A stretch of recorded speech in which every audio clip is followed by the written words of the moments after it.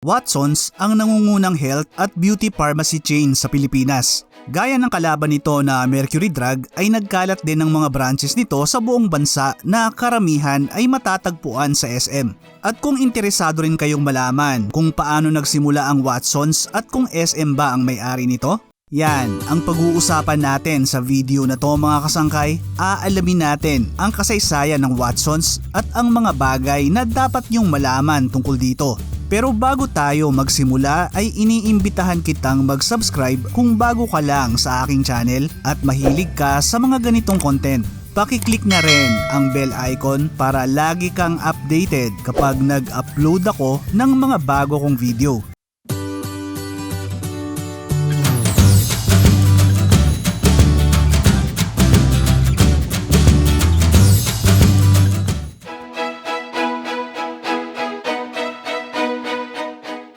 Bago natin pag-usapan ang Watsons mga kasangkay ay balikan muna natin yung pinakauna kong video dito sa YouTube na bakit walang Mercury Drug sa SM.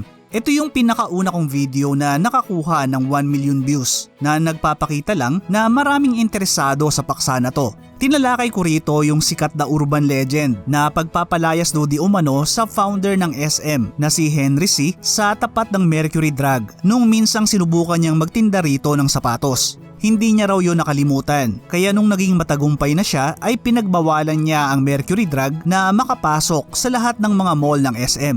Pero pareho nang itinanggi ng panig ng SM at Mercury Drug ang urban legend at ayon mismo sa anak ni Henry C. na si Teresita C. Coson ay hindi lang magkasundo ang dalawang panig sa presyo ng upa. At gaya ng marami ay medyo duda rin ako na upa lang talaga yung dahilan dahil marami akong nabasang comment na totoo raw yung urban legend at kasama pa nga raw yon sa orientation ng SM para sa mga bago nitong empleyado. Pero ano pa man ang dahilan ay wala nga tayong makikita na mga Mercury Drug sa SM. At kung babasahin nyo yung comment section ng video na yon ay marami rin ang nagsabi na isa sa dahilan kung bakit walang Mercury sa SM ay dahil meron na tong Watsons. Hindi ko masisisi yung iba dahil kahit ako, akala ko rin dati na SM ang may-ari ng Watsons at ginawa nila to para tapatan yung Mercury Drug. Pero alam nyo ba na mas matanda pa pala yung Watsons sa Mercury Drug at SM mga kasangkay at hindi to nanggaling sa Pilipinas?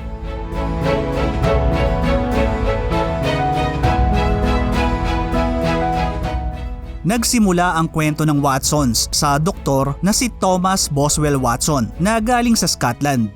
Noong 1845, pumunta si Watson sa Macau kung saan nagtrabaho siya bilang isang manggagamot. Noong 1856 ay lumipat siya sa Hong Kong na noon ay kolonya pa ng Britanya. Dito ay nagpatuloy siya sa panggagamot at nagsimulang mag-invest kung saan naging isa siya sa may-ari ng Hong Kong Dispensary, isang pharmacy na itinatag noon pang 1841. Kilala rin bilang The Big Medicine Shop, ito ang pinakaunang butika sa Hong Kong na nag-alok ng mga western medicine.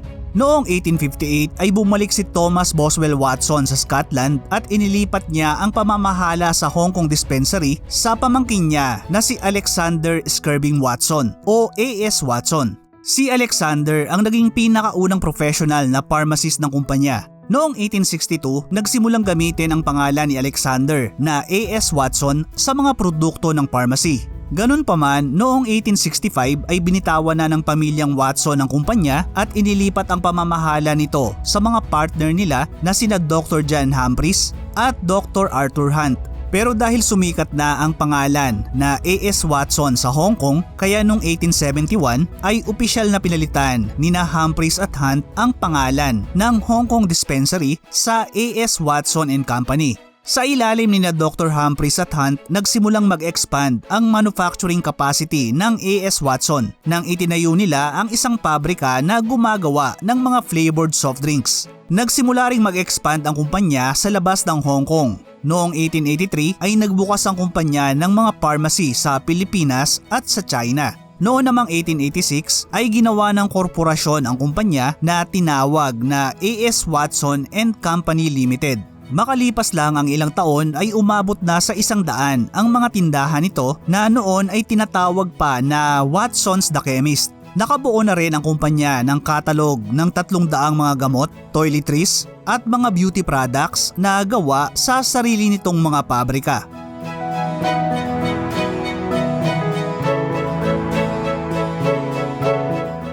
Si Li Ka-shing ang pinakamayaman sa Hong Kong at pang-apat na po na pinakamayaman sa mundo na may net worth na $46 billion as of March 2026 ayon sa Forbes. Kilala rin bilang Superman, isa siya sa pinakamaimpluwensyang negosyante sa Asia. Maraming pag-aaring negosyo si Li Ka-shing at isa na nga rito ang parent company ng Watsons na A.S. Watson Group. Pero paano nga ba napunta sa pinakamayamang tao sa Hong Kong ang Watsons? Pagpasok ng 1900s ay hindi naging maganda ang takbo ng negosyo ng A.S. Watson.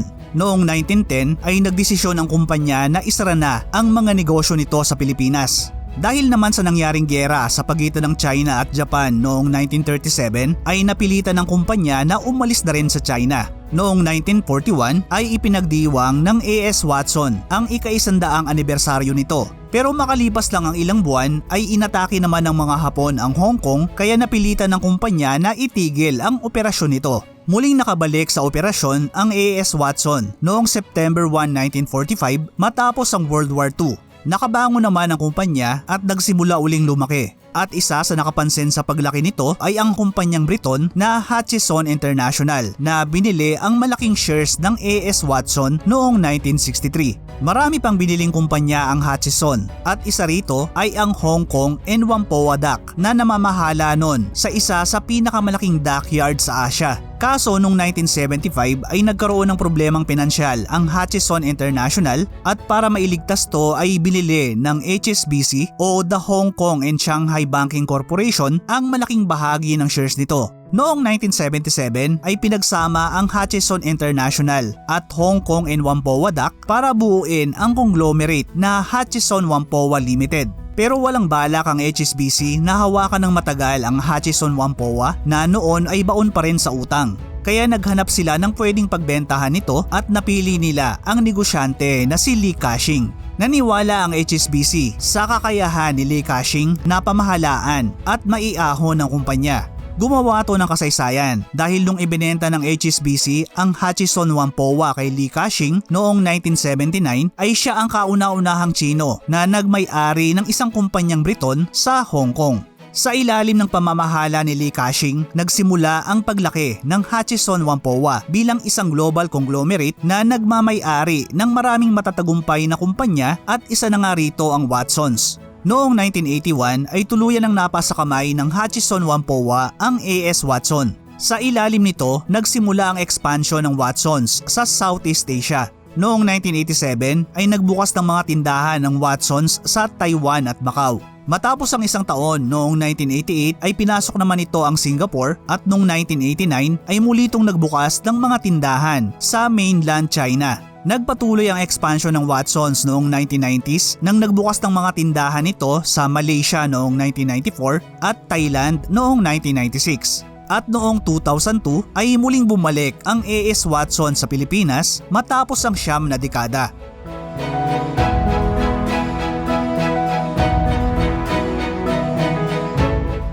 Panahon pa ng mga Kastila nang pumasok ang A.S. Watson sa Pilipinas. Noong 1883, binuksan ng kumpanya sa Escolta, Manila ang Butika Inglesa na kilala rin bilang Butika y Perfumeria Inglesa o English Pharmacy and Perfumery.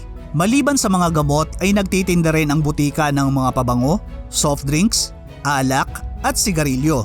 Pero noon ngang 1910 ay umalis ang A.S. Watson sa bansa at ibinenta ang Butika Inglesa sa noon ay ang pinakamalaking drugstore sa Pilipinas na Butika Boye na naging the Philippine-American Drug Company noong panahon ng mga Amerikano. Pero muling nagbalik ang Watson sa Pilipinas makalipas ang mahigit 9 na dekada. Noong 2002 ay nakipag-partner ang A.S. Watson sa SM para buksan ang mga unang tindahan ng Watsons sa SM Mega Mall at The Podium sa Ortigas. Dahil sa kasikatan ng SM ay madaling nakilala at nakapag-expand ang Watsons sa bansa. Hindi gaya ng ibang mga tradisyonal na pharmacy, nakilala ang Watsons hindi lang sa mga gamot kundi pati na rin sa ibang mga mabibili rito na personal care at beauty products. Ngayon ay Watsons ang nangungunang health at beauty retailer sa Pilipinas na meron ng 1,165 tindahan sa bansa as of early 2025.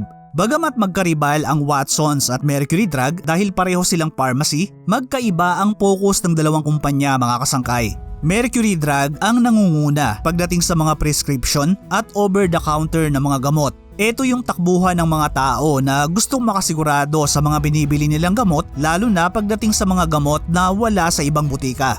Bagamat nagtitinda rin ng gamot, mas malakas naman ang Watsons pagdating sa personal care, cosmetics, skincare at mga health supplements. Gaya na lang dito sa lugar namin na magkalapit lang ang Watsons at Mercury Drug. Kapag gamot ang bibilhin ko ay matik na nasa Mercury Drug ako. Pero kapag kasama ko si Mrs. at may bibilhin siyang mga cosmetics at personal care items ay alam ko na agad na sa Watsons kami pupunta. Isa pa sa regular naming binibili sa Watsons ay yung hand soap nila na gamit namin sa bahay. Kayo ba mga kasangkay? Parokyano rin ba kayo ng Watsons? Ano yung mga madalas nyong binibili rito? Paki-share naman sa comment section sa baba.